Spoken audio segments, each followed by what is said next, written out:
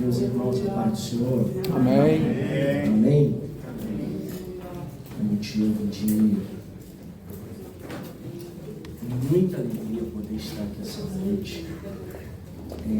A minha alma se alegra em Deus pelo convite, pela honraria, né, que me foi concedida. E eu quero louvar a Deus por isso, né? Louvar a Deus. É bom estar aqui nessa casa, rever alguns amigos, irmãos, que nós temos um carinho, um respeito muito grande, e poder principalmente dar glórias ao nome de Jesus. Dizer à juventude, os adolescentes, que vocês estão muito abençoados. É perceptível a graça de Deus sobre a vida de vocês, e a palavra que eu deixo direcionada para a vida de vocês é aquela palavra que está no livro de Eclesiastes: que nunca falte óleo sobre as vossas cabeças, e que em todo o tempo sejam brancas as vossas vestes. Deus continue abençoando. Louvar a Deus pela vida do pastor Iago, por conceder esse público, pela vida do Luan, que nos fez o convite, e louvando a Deus pela vida do pastor, eu louvo a Deus também por todos os obreiros. Amém? Abra comigo a sua Bíblia, Evangelho de João, capítulo de número 21, versículo de número 24. Evangelho de João, capítulo 21, versículo de número 24. Louvar a Deus também pela vida do pastor Gilson, coordenador geral. Deus abençoe. É sempre uma alegria estar entre os irmãos. Evangelho de João, capítulo de número 21, versículo de número 24. Este é o discípulo que testifica destas coisas e as escreveu. E sabemos que o seu testemunho é verdadeiro. Há, porém, ainda muitas outras coisas que Jesus fez.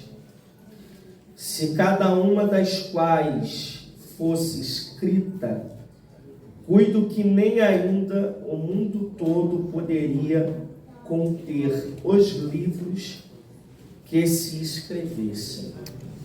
Amém. Glória a Deus. Pode tomar seu assento. Glória a Deus. Aleluia. Graças a Deus. Meus irmãos,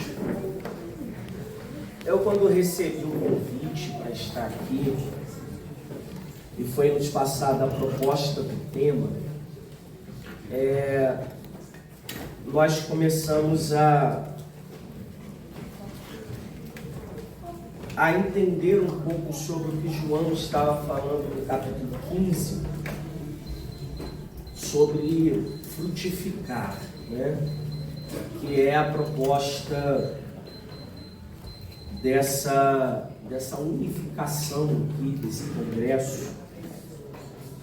E eu confesso aos irmãos que o Espírito Santo ele foi não me permitindo permanecer no capítulo de número 15, mas a leitura ela começou a ser mais extensa pelas páginas da Palavra de Deus, e eu fui sendo convidado a entender um pouco mais sobre o Evangelho de João. E eu queria essa noite compartilhar com os amados irmãos alguns pensamentos de forma muito simples, de forma muito sem mistérios, sobre o Evangelho escrito por João. O Evangelho de Jesus Cristo, segundo nos escreveu o evangelista João. haja vista que nós sabemos que o Evangelho de João, ele é um evangelho escrito em um momento muito delicado, porque todos nós aqui temos o bom entendimento de que João, ele é convidado a um lugar chamado Patmos, ou a uma ilha chamada Patmos, e na ilha de Patmos, João recebe o que nós conhecemos como as revelações do futuro, ou as revelações do Apocalipse. Nessa ilha, João, recebendo as revelações do Apocalipse, registrando as coisas que estão por vir, as coisas futuras, João também é incumbido pelo Espírito de Deus a escrever um evangelho acerca de Jesus Cristo. Esse evangelho é um evangelho diferente dos demais, do que nós conhecemos como evangelhos sinóticos, que é o evangelho de Mateus, o evangelho de Marcos e o evangelho de Lucas. O evangelho de João é um evangelho completamente diferente, tanto na sua estrutura, quanto no seu propósito, quanto na sua intenção e principalmente na forma como ele vai expor acerca da pessoa, e não só da pessoa, mas também do ministério de Jesus. Haja vista que, quando nós falamos sobre os evangelhos sinóticos, e a palavra sinótico, ela significa semelhantes. Então, quando nós falamos sobre os evangelhos semelhantes, que são o evangelho de Mateus, o evangelho de Marcos e o evangelho de Lucas, são evangelhos paralelos no que diz respeito aos milagres de Jesus, às curas de Jesus, as manifestações divinas de Jesus, porque muito possível das curas que você encontra em Marcos, você também vai encontrar em Mateus e também vai encontrar em Lucas. O que você encontra no Evangelho de Lucas, muito provável encontrar no Evangelho de Marcos e no Evangelho de Mateus, porque são evangelhos semelhantes, paralelos, embora, claro, que escritos com propósitos e destinatários diferentes, mas a estrutura dos evangelhos são semelhantes. Já o evangelho de João, ele é diferente. E ele é diferente em pelo menos 4 aspectos.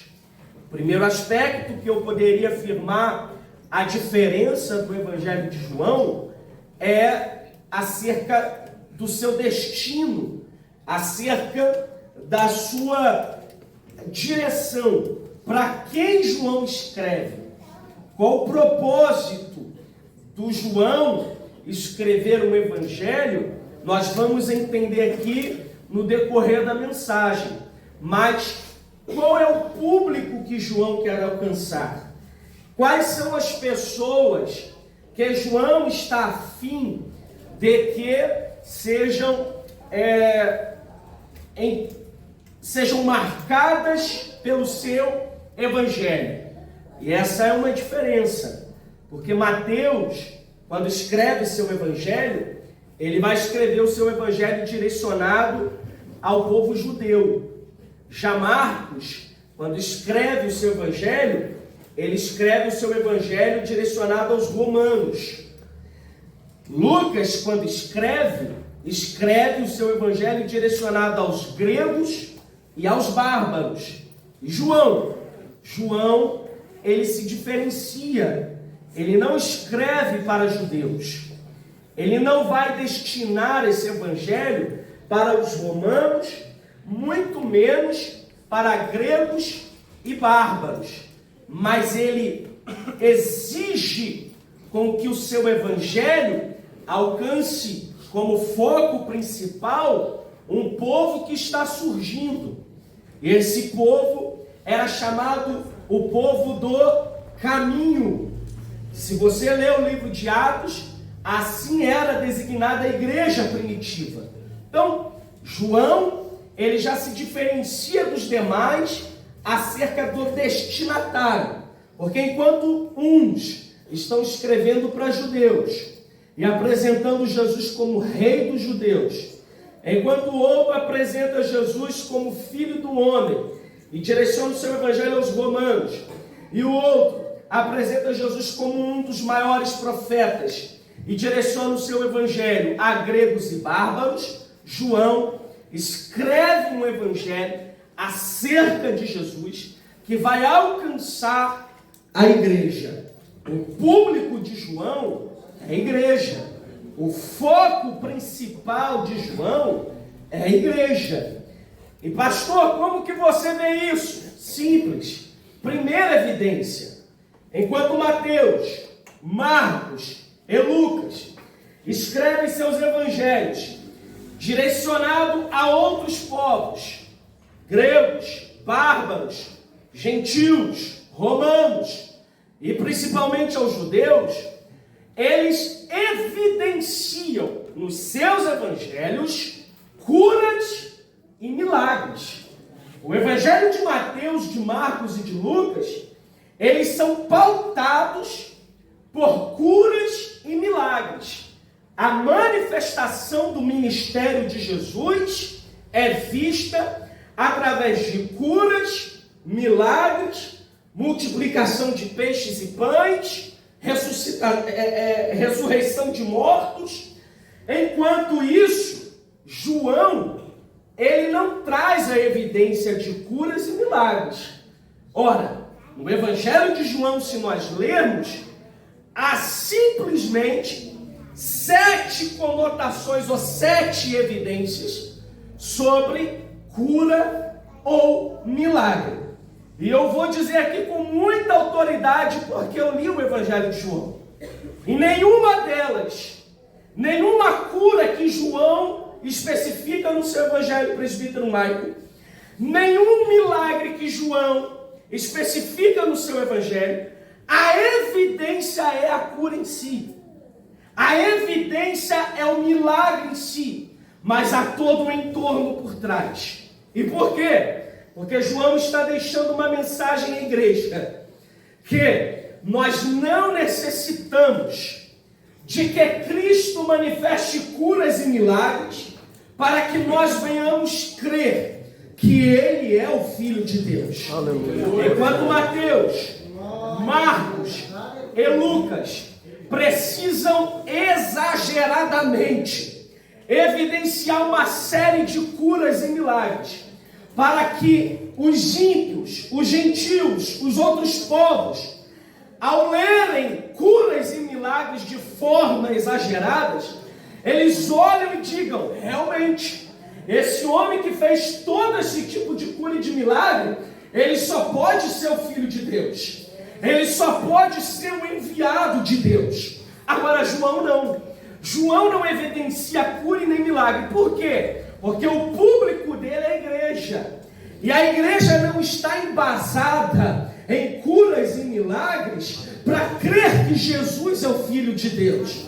Nós cremos, nós acreditamos. Se Ele curar, Ele é Deus. Se Ele não curar, isso de forma alguma negligencia a minha fé. Ele continua sendo Deus. Se Ele ressuscita mortos hoje, eu creio que Ele é o Filho de Deus. Mas se Ele não ressuscitar e o caixão permanecer lacrado e descer para debaixo da terra, Ele também continua sendo Deus. Essa é a pauta da igreja. E João, ele traz somente 7 curas e milagres. Agora, observe, o que João destaca?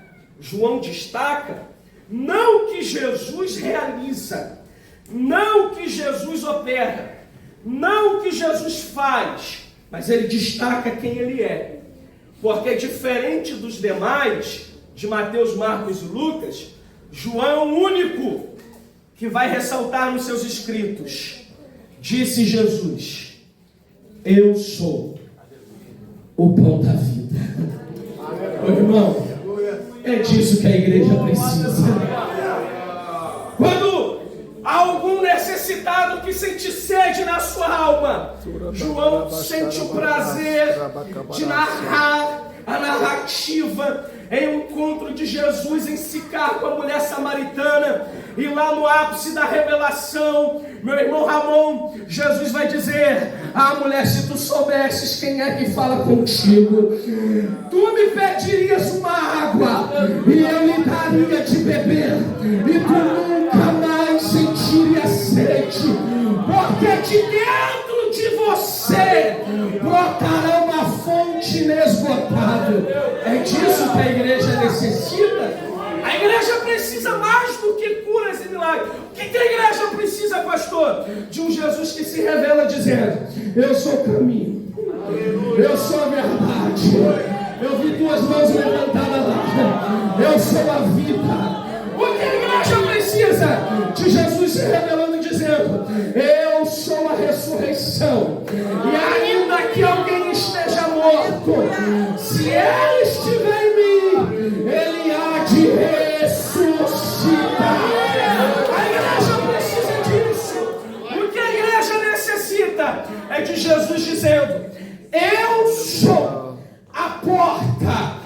E essa porta é estreita, mas quem entrar por ela achará vida eterna. É o Evangelho de João. Olha a proposta de João. Ele vai dizer: o Jesus lhe disse: eu sou o bom pastor que dá vida pelas suas ovelhas.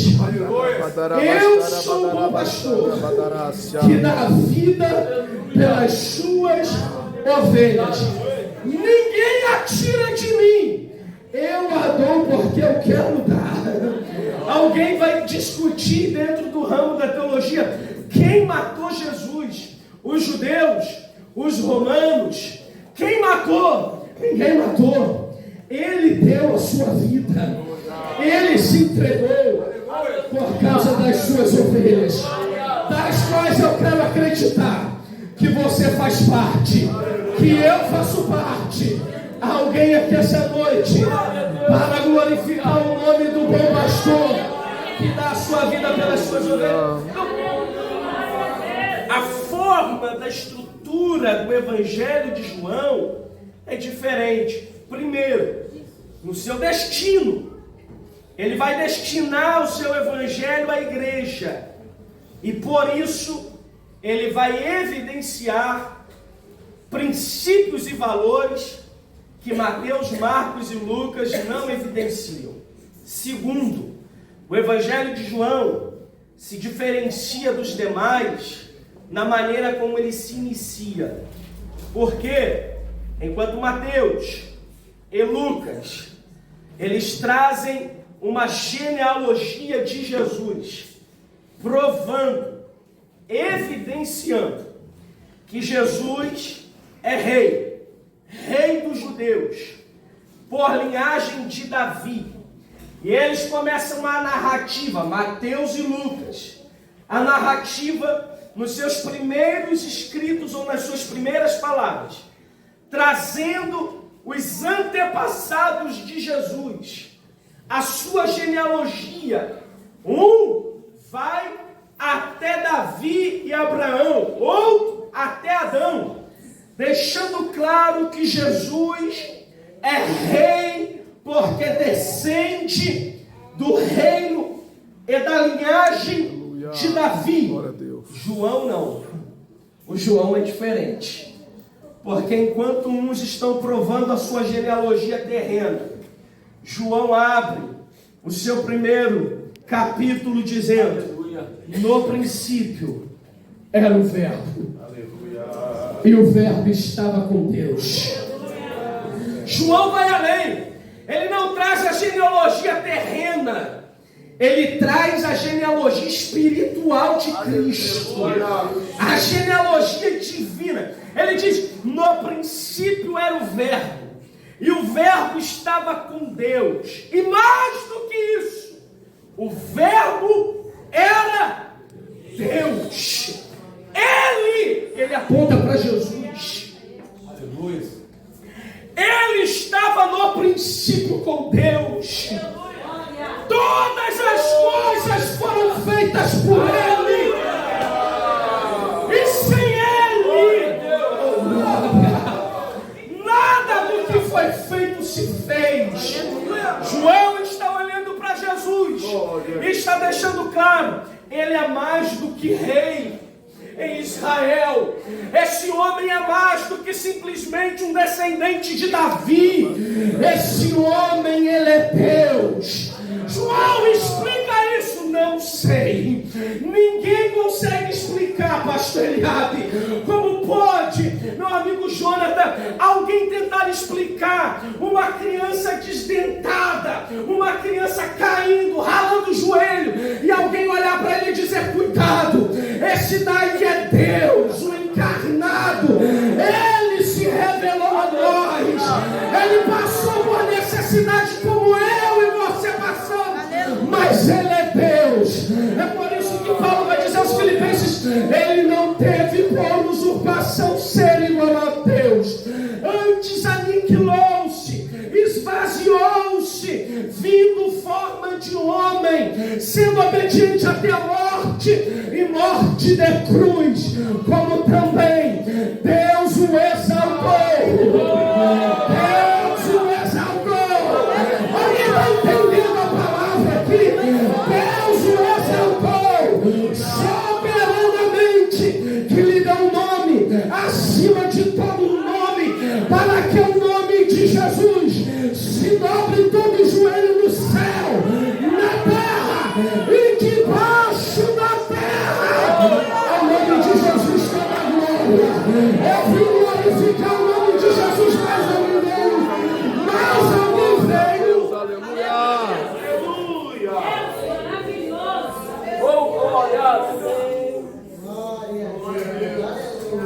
João está em concordância com o profeta Isaías, porque João vai dizer, ele não, acerca de João Batista, ele não era luz, mas ele veio testificar da luz. No verso 9 do capítulo 1 de João, o discípulo, o apóstolo, o amado João vai dizer: ali estava a luz verdadeira, que ilumina todo o homem que vem ao mundo. Ele estava de fato cumprindo a palavra do profeta Isaías, no capítulo 9, versículo 2, onde Isaías vai profetizar acerca do Machia, do Messias, e ele vai dizer: o povo, eu, com muito respeito, com permissão do pastor, posso, pastor? Bata no peito e diga eu. Aponte para alguém e diga você. Então diga para ele: nós. O povo andava em trevas, até que nós vimos uma luz.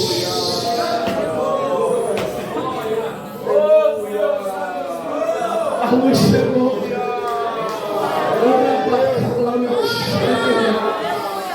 Pastor Eliabe, eu estou pregando para alguém aqui que um dia viveu em trevas.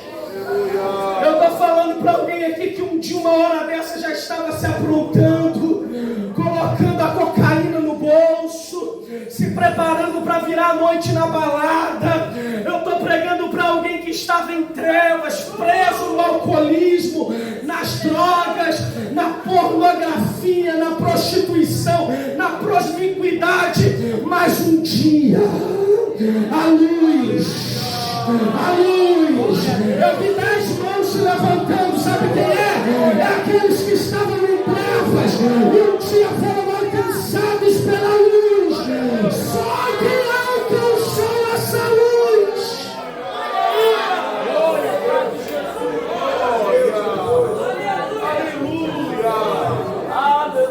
A luz resplandeceu.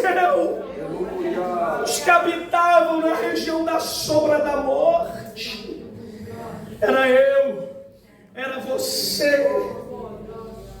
O Evangelho de João, ele se diferencia na sua introdução. Enquanto os demais apresentam Jesus como rei, ele vai além. Ele diz, ele é mais do que rei. Esse homem é Deus. Glória a Deus. Ele é Deus. Ele é o Filho de Deus. Mais do que isso, João também se diferencia dos demais no seu desenvolvimento.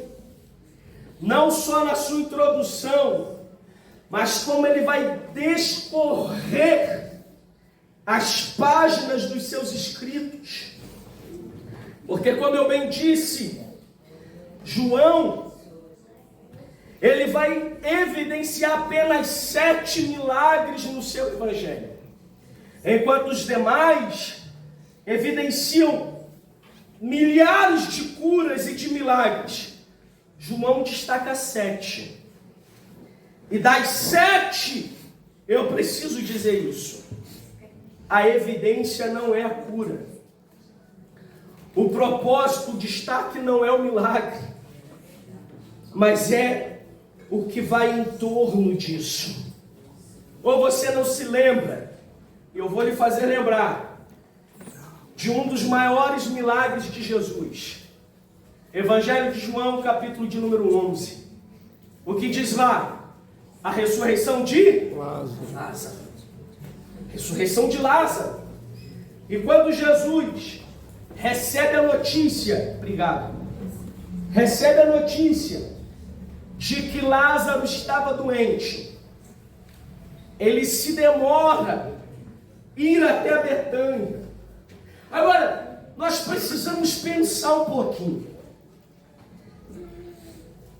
Aquele centurião chegou até Jesus e disse: Senhor, minha filha está em casa enferma, quase à morte, atormentada por espíritos. Jesus se prontifica a ir até a casa daquele homem, e aquele homem para e diz assim: não, Senhor, eu não sou digno de que o Senhor entre em minha casa. Eu sou homem de autoridade. Era um centurião. Havia 100 soldados romanos debaixo da sua autoridade. Ele vai dizer: eu sou homem de autoridade. E quando eu digo ao meu servo, vai, ele vai. Quando eu digo vem, ele vem. Basta uma palavra tua, e a minha filha vai receber. Glória a Deus. O que ela precisa. Agora preste atenção. Quando Jesus recebe a notícia de Lázaro, a pergunta que eu faço à igreja, e os irmãos respondem: ele poderia ou não poderia, sendo Deus, de onde ele estava, dar uma ordem, uma palavra a Lázaro que estava enfermo, e Lázaro ser curado? Sim ou não? Sim. Mais forte, sim ou não? Sim. Sim. E por que não faz? O milagre não seria talvez maior? Ou o milagre talvez não seria mais extraordinário? Sim. Ainda que Lázaro estivesse morto, se de onde Jesus estava ele liberasse uma palavra, o sepulcro mexeria, porque ele é Deus. Ele é Deus, e a sua palavra tem poder. Eu sinto a autoridade de Deus aqui para dizer que enquanto a palavra está sendo pregada, ele está mexendo alguns sepulcros na vida de alguém. Você não está entendendo, mas você vai entender quando chegar na sua casa. Alguma coisa vai estar fora do lugar, alguma coisa vai ter sido impactada. E o que é? É porque a palavra dele está agindo, a palavra dele está entrando, a palavra dele está fazendo. poderia, mas ele não faz. E por que ele não faz? Porque ele precisava ir a Betânia. Para quê? Para ressuscitar Lázaro? Não. Porque Lázaro ele poderia ter curado de onde ele estava. E se ainda Lázaro estivesse morto, ele poderia ressuscitar Lázaro de onde ele estava. Mas ele precisava ir a Betânia para tratar com alguém. Prova disso é que quando ele chega em Betânia, Marta, uma das irmãs, se apresenta a Jesus. E logo vai argumentar: se tu estivesses aqui, meu irmão não teria morrido. Aí Jesus diz: fique tranquila, porque o teu irmão há de ressuscitar. Glória a Deus. Ela com pouca fé diz: eu sei que ele há de ressuscitar lá no último dia, na ressurreição dos mortos, quando o Senhor vier buscar os seus. Aí Jesus olha para ela e diz assim: mais do que ressuscitar Lázaro, eu vim a Betânia tratar com a tua irmã. Chama Maria. Sabe o que eu aprendo aqui? Que antes de Jesus tratar com aquilo que está morto, ele precisa tratar com quem está vivo. Maria precisava de tratamento. Maria precisava de uma cura interna. E Marta sai correndo e diz: Maria, o mestre está na aldeia, não entrou. Ele não quis ir ao sepulcro, mas ele está a te chamar. E quando Maria chega, Jesus olha para ela e diz: Maria, leva-me até o teu irmão, porque o milagre há de acontecer. Sabe o que eu vim dizer? Que eu não sei o que está morto, talvez dentro da tua casa. Eu não sei quem está morto no teu ministério. Eu não sei o que morreu na tua chamada. Eu não sei quais os sonhos, mas fique tranquilo, que antes de tratar com aquilo que está morto, ele te trouxe aqui para tratar contigo. Ele tem particular com você. Só quem está sentindo a presença dele, levante a mão direita por gentileza, levante a esquerda também.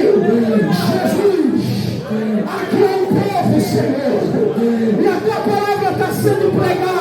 Eu venho te pedir através da tua palavra, que onde houver uma Maria que precisa ser curada, que precisa ser tratada, trata com ele, Senhor. Visita ele agora, visita seus sonhos, visita sua chamada, visita seu ministério, visita essa casa, visita essa família.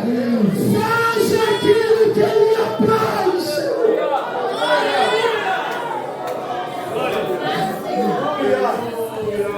Glória a Deus.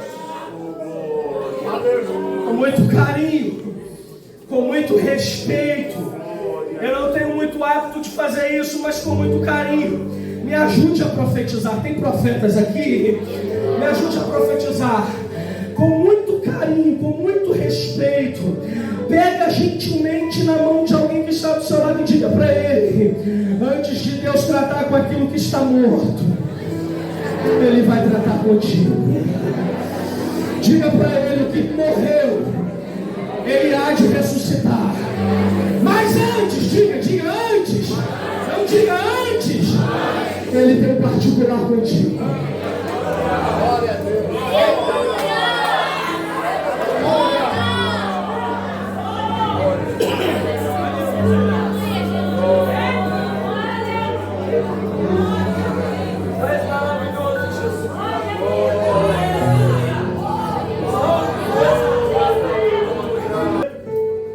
Ele é diferente como ele desenvolve, e ele não seria diferente na sua conclusão.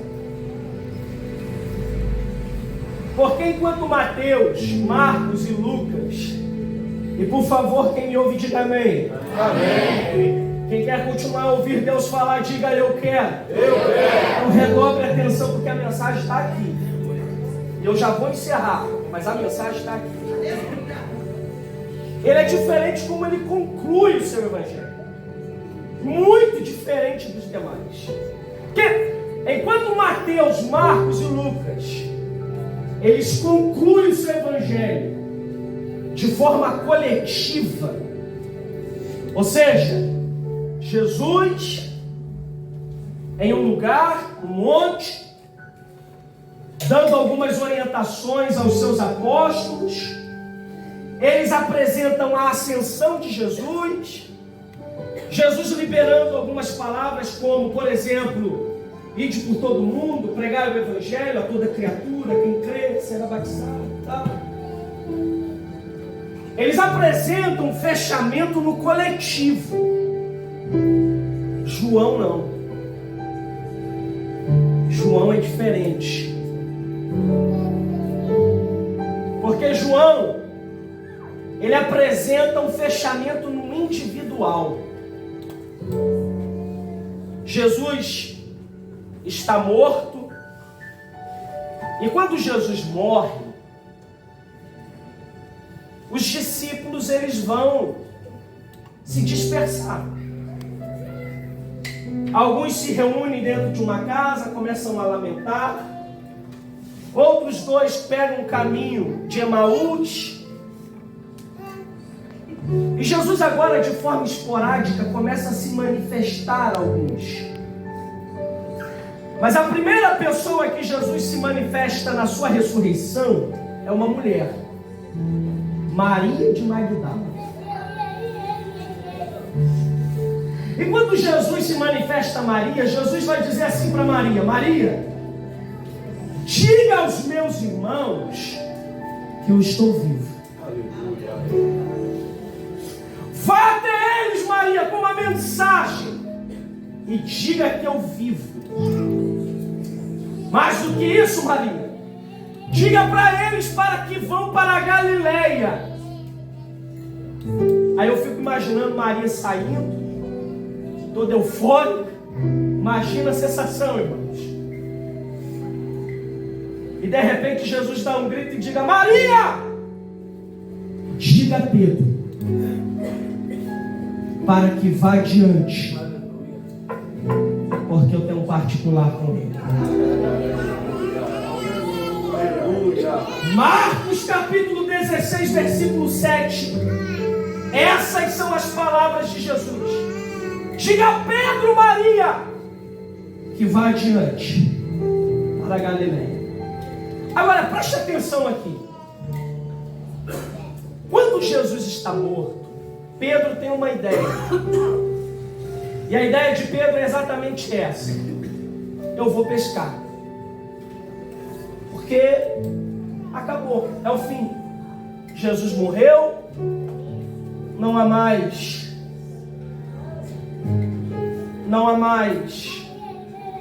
essa harmonia, não há por que ficar aqui.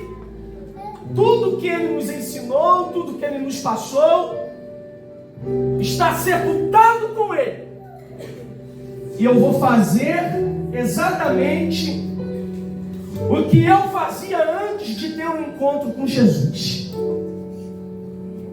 Meia dúzia de desinformados vai atrás de Pedro, porque a verdade é que quem não sabe onde quer ir, qualquer lugar serve.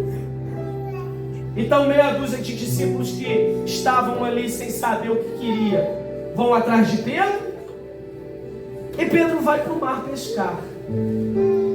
Agora preste atenção, porque quando a gente lê os evangelhos, a gente percebe que tudo que Pedro tinha era o barco. A vida de Pedro estava no seu barco.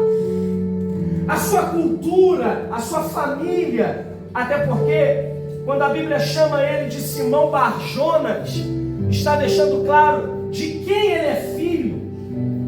E Jonas, o pai de Pedro, era um pescador da Galileia. Então, a sua família, a sua cultura, a sua história, o mundo de Pedro girava em torno daquele barco.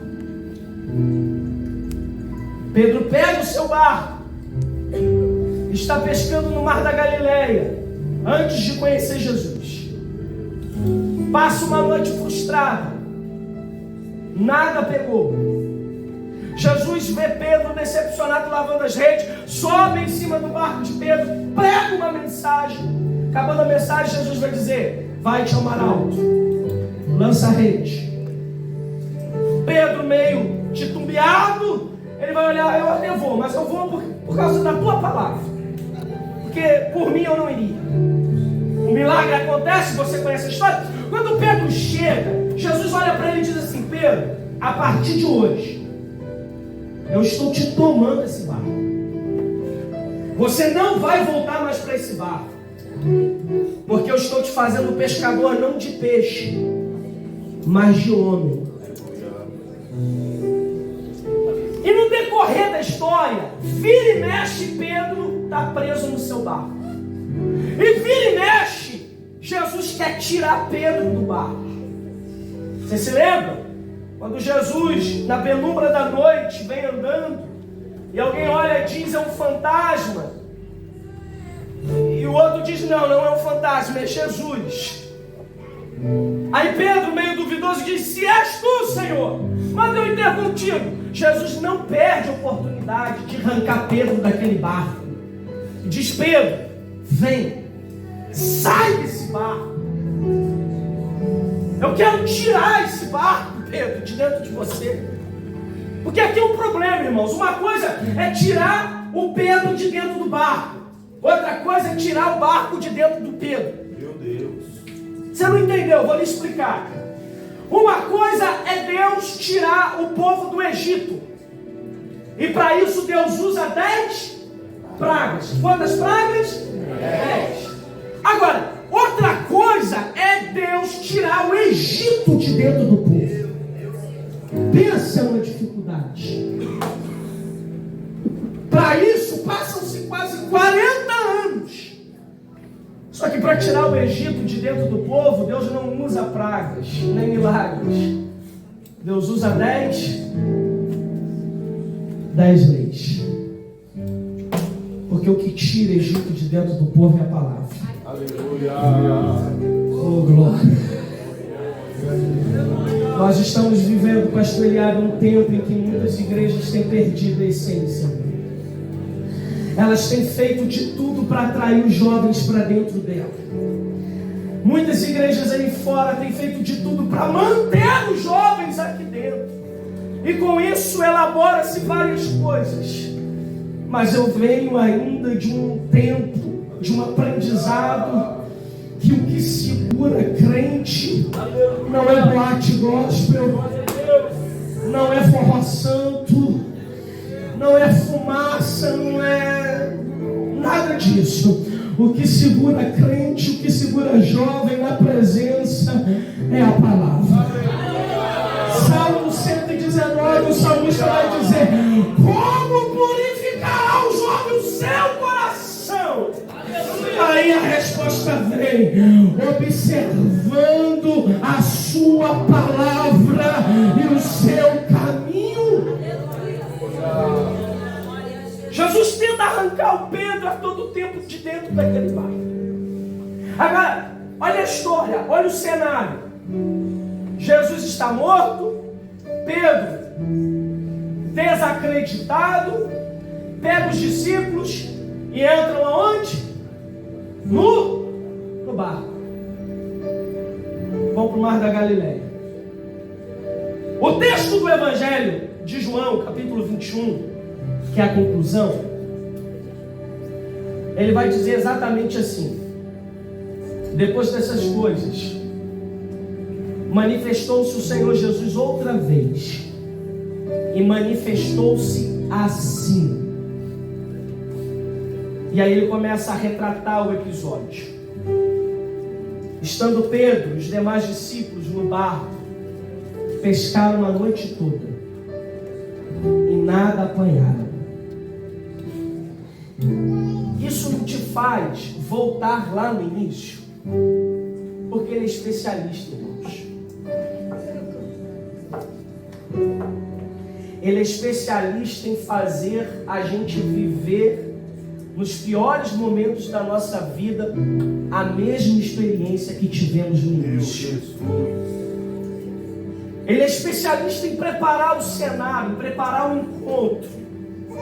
E quando nós estamos completamente decepcionados, frustrados, Ele é especialista em fazer a gente viver de novo. Foi o que ele fez aqui. Ele prepara todo o cenário. Os discípulos pescaram a noite toda. E de repente Jesus se manifesta na praia pela manhã. E o texto vai dizer que Jesus dá um grito da praia: tendes alguma coisa para comer? Os discípulos olharam um para o outro, frustrados, não reconheceram Jesus. E disseram: não temos. A ordem de Jesus é direta: lancem a rede do lado direito do barco. Só para o teu irmão pegar isso aqui, para a gente não ir para casa sem deixar claro as escrituras. Diga para o teu irmão: é do lado direito. Do lado direito. Diga para o outro: do lado direito. Sabe por quê? Porque às vezes, meu amigo Jonas, a gente tem a ferramenta certa. A gente até está no lugar certo. Só que nós estamos utilizando as ferramentas, aquilo que Deus nos deu, na direção errada. E Deus é Deus de direcionamento. Deus te trouxe essa noite aqui porque Ele quer fazer com que você, que tem tudo para dar certo e vem dando errado, assim como Pedro tinha as ferramentas, tinha habilidade, sabia, entendia do assunto, mas pescou a noite toda e nada deu certo. Por quê? Direção errada. E Deus te trouxe aqui essa noite porque Ele vai trazer direcionamento para algumas áreas da tua vida. Oh, glórias ao nome de Jesus. Você está cansado, você chegou aqui hoje cansado, esgotado emocionalmente. Sabe por quê? Porque tem tudo para dar certo e vem dando errado. Mas Deus me trouxe aqui para te dizer: é falta de direção, filho. Hoje eu vou te dar direcionamento. Eu vou te dar, com certeza eu vou trazer clareza para aquilo que você precisa.